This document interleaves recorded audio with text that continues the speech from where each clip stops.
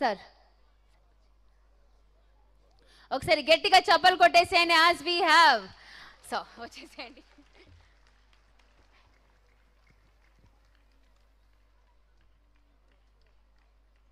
అందరికీ నమస్కారాలు. చిన్నారులు కాబట్టి నా ఆశీర్వచనాలు. ఒక మంచి కార్యక్రమంలో పాల్గొంటున్నందుకు నాకు చాలా సంతోషంగా ఉంది. क्योंकि मैं एक अच्छी कार्यक्रम में और वो भी सेवा के साथ जुड़े हुए कार्यक्रम में भाग लेने के लिए मुझे मौका मिला है. और साथ ही साथ अभी हमने अभिनंदन और सम्मान किया. वो हमारा देश का पूर्वोत्तर इलाका से, नॉर्थ ईस्ट से, असम से फॉरेस्ट मैन ऑफ इंडिया, उनको सम्मान करने में मुझे भी मन में बहुत आनंद आ रहे, संतोष आ रहे. I feel very happy to felicitate such a wonderful person worked at the grassroots level and then planted so many trees to create better atmosphere, better environment, better future for all of us. So he has a passion for the nation, passion without expecting any commission, and he has taken it as a mission. Passion as a mission without commission or doing any omission or giving any remission. That is a great service to the country. That's why on behalf of all of us, I applaud him and I also congratulate him for the work, wonderful work he is doing. వారికి తెలుగు రాదు కాబట్టి, అలాగే సమాజానికి దేశానికి ఒక సందేశం వెళ్ళాలి కాబట్టి కొద్ది మాటలు నేను ఇంగ్లీష్లో అలాగే హిందీలో చెప్పడం జరిగింది. ఇది మంచి అంటే ఒక గొప్ప లక్ష్యం కోసం, అది కూడా సమాజం కోసం జీవితాన్ని అంకితం చేసిన నిస్వార్థ వ్యక్తులను గౌరవించుకునే కార్యక్రమం ఇది. ముందుగా ఈ మంచి కార్యక్రమం ఎంత ప్రతిష్టాత్మకంగా నిర్వహిస్తున్న శ్రీ కిరణ్ గారికి, సుచిర్ ఇండియా ఫౌండేషన్ యొక్క బృందానికి అందరికీ కూడా నా హృదయపూర్వక అభినందనలు చెప్పిన సందర్భంగా మీకు మనవి చేస్తున్నాను. సమాజ సేవ ప్రాముఖ్యాన్ని మన ధర్మ గ్రంథాలు ఎప్పుడో చెప్పాయి. అలాంటి ఒక సుభాషితం సముచితంగా ఉంటుందని నేను భావిస్తున్నాను. పరోపకారాయ పరంతి వృక్ష, పరోపకారాయ పహంతి ప్రజ, పరోపకారాయ దోహంతి గావ, పరోపకారమని. The meaning is doing something good to the others. The tree gives fruits for the people, not for itself. The rivers, they flow for the people because they provide us water, which is very much essential for our life. And also the cow for us to feed all of us, to feed our children. Like that, the human life also, body also must be in a position to do something for others. That especially abled or what you call disabled people who have been to be in that position. Everybody's life, we must have the principle of share and care. Share and care is the core of Indian philosophy. It is our dharma.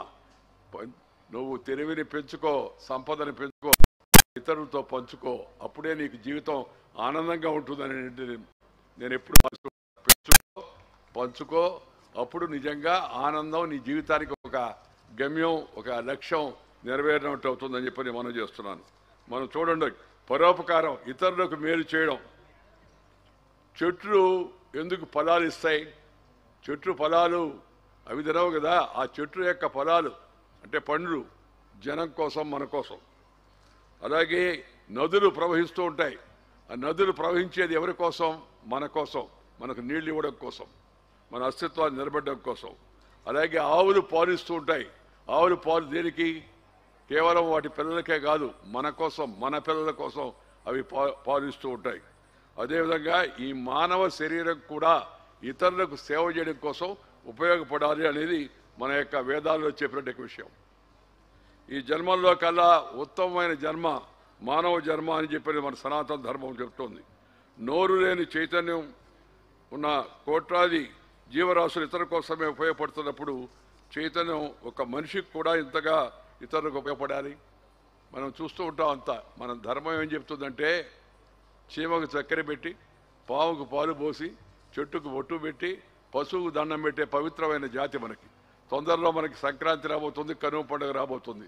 ఆ రోజు మనం పశువుల్ని అందంగా అలంకరిస్తాం. అలాగే మన గ్రామ దేవతలన్నిటి పోయారమ్మ కానీ, లేదా అంకాళమ్మ కానీ, లేదా ఇతర దేవతలందరినీ మనం పూజిస్తూ ఉంటాం. చెట్లు కూడా మనం దేవతల దాకా పూజ మనం రక్షిస్తే ప్రకృతి మనం రక్షిస్తుంది. అందుకే నేను ఎప్పుడు చెప్తుంటాను, షేర్ అండ్ కేర్. రెండోది nature culture better future. Nature culture together for better future. ప్రకృతితో కలిసి జీవించు, ప్రకృతిని ప్రేమించు, ప్రకృతితో కలిసి జీవించు. చెట్లు నరికివేయడం కాదు, చెట్లు పెంచు, పచ్చదనాన్ని పెంచు. ఆ ఒక ఆనందమైన మంచి వాతావరణం ప్రవేశించేటి అవకాశం ఉంటుందనే విషయాన్ని మనందరూ గుర్తుపెట్టుకొని ప్రతి వ్యక్తి కూడా మన పిల్లలకు కూడా ప్రకృతితో జీవించే అలవాటు మనం చేయాలి. సూర్యోదయానికంతా లేయడం, సూర్యాస్తమయానికంతా పని పూర్తి చేసుకోవడం జీవన విధానంగా మనం తయారు కావాలి. సూర్యుడు ఉదయాన్నే వస్తాడు. మనం పిలిస్తే పలికే దేవుడు సూర్యుడు. ఏ విధమైన పూజలు చేయబడలే, ఏ విధమైన వ్రతాలు చేయబడలే, ప్రతిరోజు ఉదయాన్నే సూర్యుడు వచ్చి అందరికీ దర్శనమిస్తాడు. మనం కనిపించే దేవతలంటే ఆ సూర్యుడిని, ఆ వెలుతురిని మనం స్వాగతించాలా. ఆ వెలుతురు ఇతరుల యొక్క జీవితాల్లో ఏదో కారణం వల్ల కొంత వైకల్యం కానీ లేకపోతే కొన్ని ప్రత్యేకతలు ఉండే వాడకు ఆ వెలుతురిని అందించే కార్యక్రమం చేయడం ప్రతి ఒక్కరి యొక్క కర్తవ్యం అని చెప్పని సందర్భంగా నేను మనం చేస్తూ ఉన్నాను. దాంతోపాటు చంద్రుడిని కూడా మనం పూజిస్తాం. ఎందుకంటే చంద్రుడు మనకి చల్లదనాన్ని ఇస్తాడు. అలాగే ప్రజల యొక్క జీవితంలో కూడా చల్లదనాన్ని ఉండాల్సిన అవసరం ఎంత ఉంది అని చెప్పని మీ అందరికీ కూడా మనం చేస్తాం. చిన్నప్పుడు చెప్పేవాళ్ళు చందమామ రావే, జాబిలి రావే, ఇంకా దాని తర్వాత పాట చెప్పేవాళ్ళు అంతా కూడా. ఉద్దేశం ఏంటంటే ఈ ప్రకృతితో మనకు సహజ సిద్ధంగా లభించే సూర్యుడిని, చంద్రుడిని మన యొక్క మనోవికాసానికే కాకుండా శారీరక సమాజం యొక్క ఆరోగ్యానికి, దేశం యొక్క ఆరోగ్యానికి వీటిని ఉపయోగించుకోవాల్సిన అవసరం ఎంతో ఉందని ఈ సందర్భంగా నేను మనం చేస్తున్నాను. ఒకటి సేవ బాధ్యతగా కాకుండా హృదయంతో, it is our duty, it is our sacred duty, పవిత్రమైన కర్తవ్యం సేవ అనే భావం ప్రతి ఒక్కరిలో కూడా పొందుపరచాలని చెప్పని ఈ సందర్భంగా నేను మనం చేస్తాను. సేవా మార్గంలో ఉన్న తృప్తి మరొక దాంట్లో లేదు. మేము కూడా, నేను రాజకీయాల్లో ఉన్నా, వివిధ పదవులన్నిటికీ అత్యున్నత 2వ రాజ్యాంగ పదవి దాకా వెళ్ళినప్పటికీ కూడా దాంట్లో ఉండే తృప్తి ఒక రకమైనది. అయితే మేము స్వర్ణ భారత్ ద్వారా, ట్రస్ట్ ద్వారా నెల్లూరు, విజయవాడ, హైదరాబాదులో పేద పిల్లలను దగ్గర చేర్చి వాళ్ళకి కాస్త శిక్షణ ఇచ్చి వాళ్ళ జీవితంలో సొంత కాళ్ళపై నిలబడే విధంగా సేవ చేయడం అవుతుందో అది ఇచ్చిన తృప్తి మరింత ఎక్కువగా ఉందని మీ సందర్భంగా మీకు మనం చేస్తున్నాను. మొన్న ఇందాక కిరణ్ గారు చెప్పినట్టుగా మొన్న మా అమ్మాయి దీప స్వర్ణభారత్ ట్రస్ట్ యొక్క మేనేజింగ్ ట్రస్టీ 50 సంవత్సరాలు పూర్తయినాయి. ఆమెకి 50 సంవత్సరాలు పూర్తయిన సందర్భంగా ఆమె నెల్లూరుకు వెళ్ళి, నెల్లూరులో ఎవరైతే డిజేబుల్డ్ చిల్డ్రన్ ఉన్నారో వాడితో కలిసి కూర్చొని మాటామంతి జరిపి ఆ తర్వాత వాళ్ళతో కలిసి అందరూ కూడా కలిసి భోజనం చేసే కార్యక్రమాన్ని ఆమె చేపట్టింది. నేను అందుకని హృదయపూర్వకంగా ఆమెను అభినందించాను కూడా. మా మంచి పని చేసామని చెప్పని. అది ఒక సందేశం. బర్త్డే అంటే 5 స్టార్ హోటల్లోనో 5 రెస్టారెంట్లో వెళ్ళి అక్కడ ఏదో దీపాలు ఆర్పడం అసలు తప్పది. దీపాలు వెలిగించాలా. దీపాలు ఆర్పే అలవాటు ఇంగ్లీష్ వాళ్ళది. కొంపలు ముంచేటి కలపాటు దీపాలు ఆర్పి ప్రపంచంలో చాలా దేశాలను బానిస దేశాలుగా వారు తయారు చేశారు. మన దేశాన్ని కూడా వచ్చి 200 సంవత్సరాలు వాడు పరిపాలించారు. మన దేశం దీపాలు ఆర్పే దేశం కాదు, దీపాలు వెలిగించే దేశం. వెలుతురునిచ్చేటి దేశం. ఆ దేశంలో పుట్టిన నేను మీ అందరికీ కూడా మనం చేస్తున్నా, జన్మదినాల సందర్భంగా దీపం ఆర్పవద్దు, కొత్త దీపాన్ని వెలిగించండి. పేదవాళ్ళ బతుకుల్లో మరింత మనం ఎంతో కొంత సేవ చేసే కార్యక్రమాన్ని అలవాటు చేసుకోండి. మనకున్న దారులు ఇతరులతో కొంత పంచుకో అనే విధానాన్ని మన పిల్లలకు చిన్నప్పటి నుంచి అలవాటు చేయండి. వాళ్ళ జన్మదిన సందర్భంగా ఇలాంటి పిల్లలతో కొంత సమయం గడపండి. అలాంటి సంస్థలు నిర్వహిస్తున్న అనేక సంస్థలు వచ్చాయి ఇవాళ. ఆ సంస్థల నిర్వహణకు వెళ్ళి అక్కడికి వెళ్ళి చూడగలగడం, మనం ఒకవేళ వెళ్ళలేకపోతే వాటికి కాస్త చేయూతనిచ్చి కాస్త మన పిల్లల పుట్టినరోజు సందర్భంగా ఈ సంస్థకు మనం ఎంత విరాళం ఇచ్చాము, ఎంత సహకరించాము అనే తృప్తిని పొందాల్సింది. ఆ తృప్తి చెప్పనరివి కాదని చెప్పి ఈ సందర్భంగా మీ అందరికీ కూడా మనం చేస్తున్నాను. సేవ, దానం మన ధర్మంలో ఉంది. ఈ దానం అంటే మనమేదో ఇచ్చేది కాదు, మన సమాజం మనకిచ్చిన దాన్ని ఇతరులతో కొంత పంచుకోవాలి. అది మనందరూ కూడా గుర్తుపెట్టుకోవాల్సిన అవసరం ఉంది. దాన్ని ధర్మంగా ఏదో ఆయాచితంగా ఇస్తున్నామని చెప్పి భావించడం కాదు. వాళ్ళకి రావాల్సిన న్యాయమైన యొక్క దాన్ని మనము మన యొక్క ధర్మంలో భాగంగా మనం ఇతరులతో పంచుకుంటున్నామనే భావన ప్రతి ఒక్కరి మనసులో ఉండాలని చెప్పి ఈ సందర్భంగా నేను మనం చేస్తున్నాను. 2047 నాటికి మనం వికసిత భారత లక్ష్యాన్ని చేరుకోవాలని మోడీ గారి ప్రభుత్వం కృతనిశ్చయంతో ఉంది. వికసిత భారతం అంటే అన్ని రంగాల్లో అభివృద్ధి చెందడం, అన్ని రంగాల్లో శక్తివంతం కావడం, సమాజంలో ఉన్న అందరి వర్గాలు irrespective of the caste, creed, sex, religion and region, India is one. ఇందాక చెప్పారు కదా, నేషన్ ఫస్ట్. పార్టీ కానీ మన సంస్థ కానీ నెక్స్ట్, అది నేషన్ ఫస్ట్, దేశం ముందు, ఆ తర్వాత పార్టీ కానీ, తర్వాత కుటుంబం, సెల్ఫ్ లాస్ట్ అనే సిద్ధాంతాన్ని ప్రతి ఒక్కరు అలవాటు చేసుకోవాలి. కానీ ఈరోజు దురదృష్టవశాత్తు కొంతమంది రివర్స్లో self first, party next, country last, కొంతమంది ఆ విధంగా ఆలోచిస్తున్నారు. ఆ ఆలోచన మంచిది కాదు. నేషన్ ఫస్ట్ అనే సిద్ధాంతాన్ని పూర్తిగా మనందరం మన జీవితాల్లో ఆచరించాలి. నేషన్ అంటే అదేదో జోగ్రాఫికల్ భౌగోళికమైన బౌండరీ కాదు. ఈ దేశంలో ఉన్న కోట్లాది మంది ప్రజలు, ఈ దేశంలో ఉండే ప్రకృతి మనకి ఇచ్చినట్టు సంపద, ఈ దేశంలో పారే నదీ నదాలు, వాటన్నిటిని మంచి చేసుకోవాలి. ఇప్పుడు చూడండి, మన మూసీ నది ప్రవహిస్తూ ఉన్నప్పుడు ఎలా ఉండింది, మూసీ నదిని ఆక్రమించిన తర్వాత మూసీ పరిస్థితి ఎలా తయారైపోయింది, మూసుకొని పోయింది. దానివల్ల సమస్యలు వచ్చాయి. నాకు సంతోషం, నేను రాజకీయాల గురించి మాట్లాడినా, రాజకీయాలలో నేను బట్టి నేను చెప్పాను, I'm retired but not tired. పదవి విరమణ చేశానే కానీ పెదవి విరమణ చేయలేదు. తిరుగుతూ ఉంటాను, అందరినీ కలుస్తూ ఉంటాను, అందరితో మాట్లాడుతూ ఉంటానని చెప్పాను నేను. మన తెలంగాణ ముఖ్యమంత్రి రేవంత్ రెడ్డి గారు చొరవ తీసుకొని ఈ మూసీ నదిని పరిశుభ్రపరిచే కార్యక్రమం చేపట్టడం అవుతుందో, అది హైడ్రా సంస్థను ఏర్పాటు చేసి, అయితే పేద ప్రజలకు ఇబ్బంది కలగకుండా వాళ్ళకి ప్రత్యామ్నాయ ఏర్పాట్లు చేసి ఆ మూసీ నదిని శుభ్రపరిచే కార్యక్రమం చేపట్టడం మంచిది. అలాగే చెరువులు, అలాగే మన కాలువలు, అలాగే చిన్న చిన్న నదులన్నీ ఆక్రమించిన వాటిని ఆక్రమణ తొలగించే కార్యక్రమానికి ప్రజలందరూ కూడా మద్దతు పలకాలని చెప్పిన సందర్భంగా నేను మనం చేస్తూ ఉన్నాను. సుస్థిరమైన పర్యావరణ హితమైన అభివృద్ధి మనకి ఎంతో అవసరం. పర్యావరణ హితమైన అభివృద్ధి కావాలి. కేవలం బొగ్గు లేకపోతే మనకి ఈ విషవాయువులు ఇచ్చే అభివృద్ధి కాకుండా పర్యావరణ హితమైన అభివృద్ధి కావాలా. అందుకని ఇది ఏదో ఒక మోడీ గారి పనో లేదా ఇంకొక ముఖ్యమంత్రి పనో అని కాదు. అందరికీ సమాన అవకాశాలు కల్పించినప్పుడు, వాళ్ళకు కూడా మనం ప్రత్యేక అవకాశాలు కల్పించినప్పుడు మన యొక్క అభివృద్ధి బాగా తొందరగా ముందుకు వెళ్తుంది. అందుకని సమాజంలో కాస్త పలుకుబడి, కాస్త సంపద ఉన్నవారు, అవకాశాలు లేని వారి గురించి ఆలోచించడం, వారికి చేయూతనివ్వాలి. వికసిత భారతం అంటే అభివృద్ధి కాదు, ప్రకృతి పరిరక్షణ కూడా.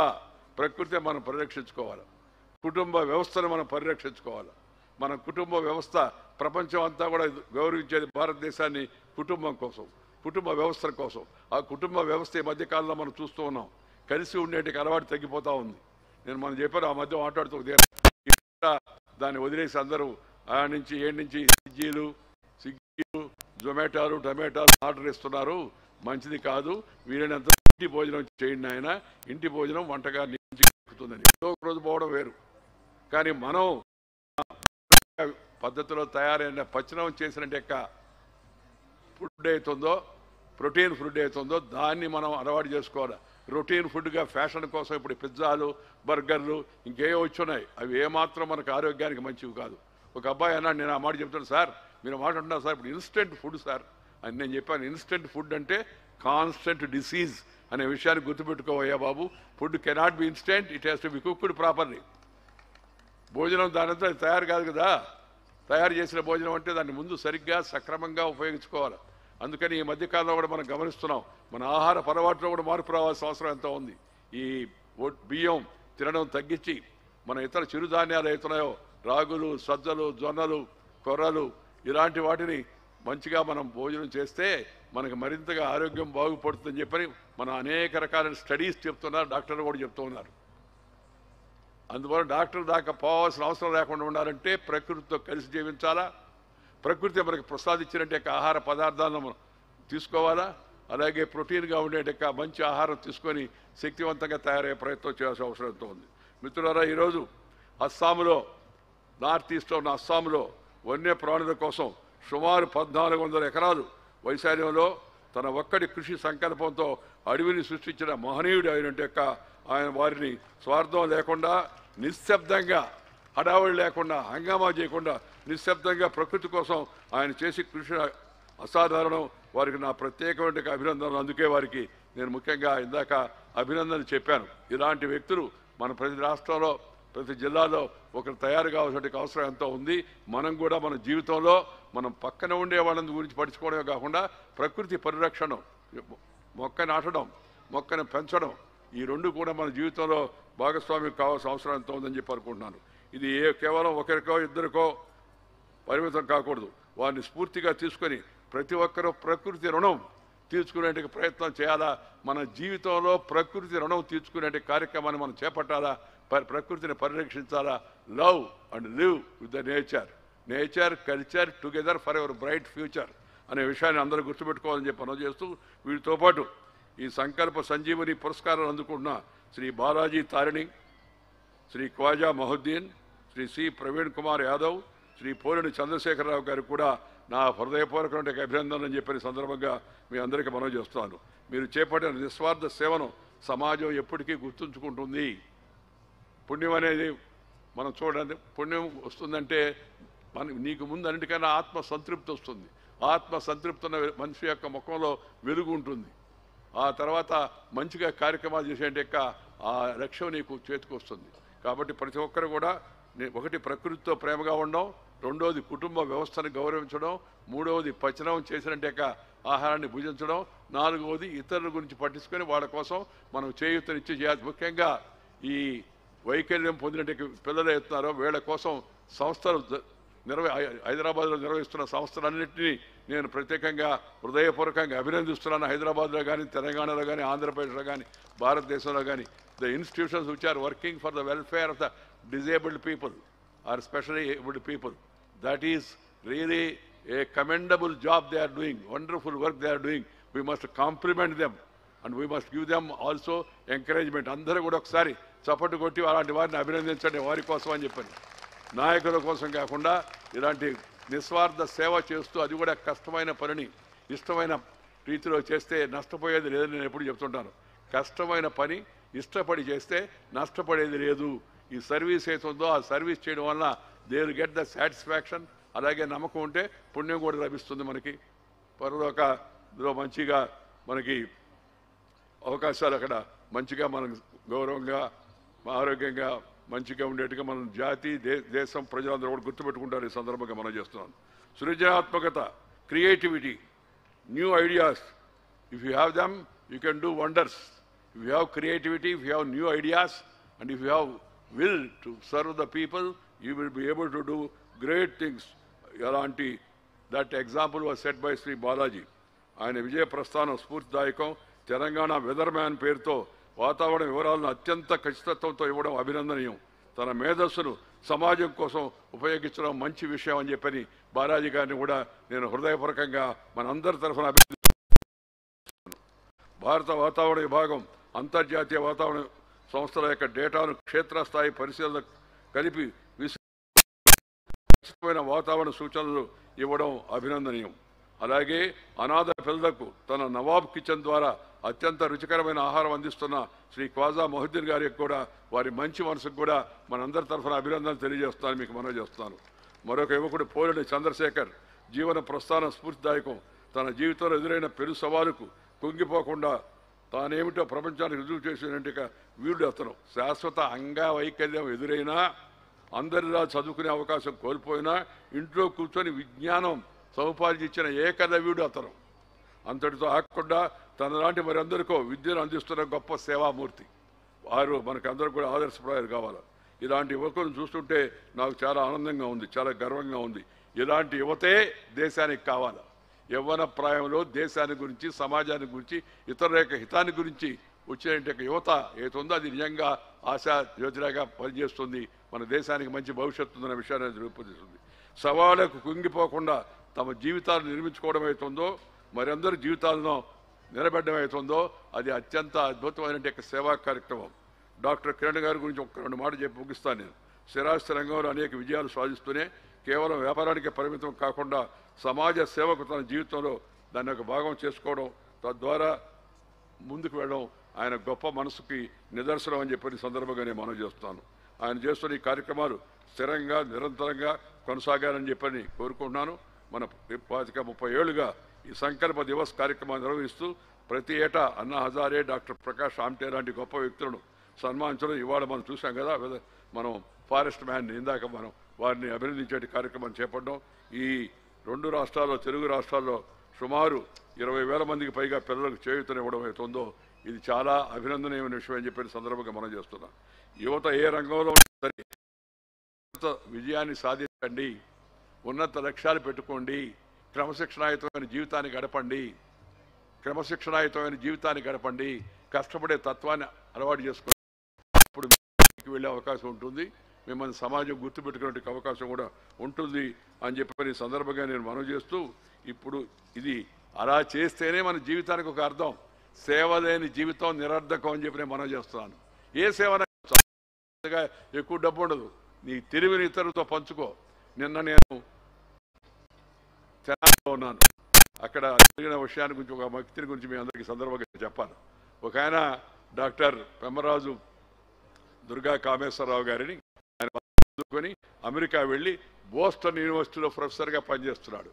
కొంతకాలం పనిచేసిన తర్వాత ఆయనకి ఎందుకో మనసులో అనిపించింది, నా దేశానికి వెళ్ళి నేను ఏదో ఒకటి చేయాలి కదా, land earn and return to do service to Boston యూనివర్సిటీలో ఉన్న పెద్ద ఉద్యోగాన్ని, వేలాది డాలర్లు వచ్చే ఉద్యోగాన్ని వదిలిపెట్టుకొని తిరిగి వచ్చి ఆంధ్రప్రదేశ్లో ఉన్న విజయనగరం జిల్లా చీపురుపల్లి దగ్గర అప్పనపల్లి అనే ఒక గ్రామంలో వీధి బడి పెట్టి, అమెరికా బోస్టన్ యూనివర్సిటీలో ప్రొఫెసర్గా ఉన్న వ్యక్తి స్వదేశానికి వచ్చి గ్రామంలో ఒక వీధి బడి పెట్టి చుట్టుపక్కల విద్యార్థులందరికీ బాలబడి అనే పేరుతో పాఠం చెప్పడం ఆయన ప్రత్యేకత.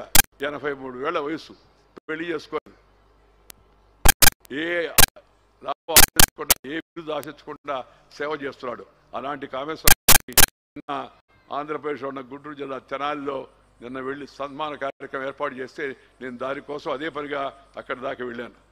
నిన్న సాయంత్రం మళ్ళీ తిరిగి వచ్చిన తర్వాత హైదరాబాద్లో మరి డాక్టర్ శాంతి స్వరూప్ అని అమెరికాలో మేయో ప్రపంచ ప్రసిద్ధిగాంచిన ఆసుపత్రిలో పనిచేస్తున్న ప్యాంక్రియాటిస్ స్పెషలిస్ట్ అవుతున్నాడో ఆయనకి ఈ మధ్య 21 దేశాలు ఏకగ్రీవంగా ఆయన పేరు ప్రతిపాదించి ఇంటర్నేషనల్ ఈ ప్యాంక్రియాటిక్ అవార్డుని ఆయనకి ఇచ్చాయి.